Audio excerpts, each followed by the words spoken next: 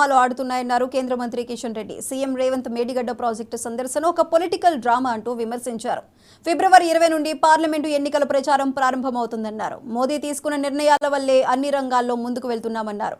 సుమారు 5 కోట్ల మంది పేద ప్రజలకు ఇల్లు కట్టించామన్నారు. మోదీకి అనుకూలంగా దేశవ్యాప్తంగా అనుకూల వాతావరణం ఏర్పడటంతో ప్రత్యర్థి కూటమికి బీటలు వారుతున్నాయన్నారు. తెలంగాణలో మెజారిటీ స్థానాలు సాధిస్తామన్నారు కిషన్ రెడ్డి.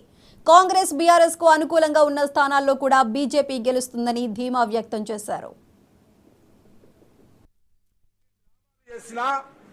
ఈ దేశానికి ప్రధానమంత్రిగా నరేంద్ర మోడీ గారు మాత్రమే ఉండాలని తెలంగాణ ప్రజలు కూడా కోరుకుంటున్నారు. కాబట్టి మీ జిమ్మిక్కులు, మీ నాటకాలు, మీ చిత్ర విచిత్ర వేషాలు, మీ మోసాలు ఏవి కూడా తెలంగాణ ప్రజలు నమ్మరు. ఖచ్చితంగా ఈ 2 పార్టీలకు వచ్చే పార్లమెంట్ ఎన్నికల్లో పాతరేస్తారు. వచ్చే పార్లమెంట్ ఎన్నికల్లో మీ 2 పార్టీలను ఓడిస్తారు. ఖచ్చితంగా మెజార్టీ స్థానాలు వచ్చే పార్లమెంట్ ఎన్నికల్లో నరేంద్ర మోడీ గారి నాయకత్వంలో తెలంగాణలోనూ గెలుస్తాము.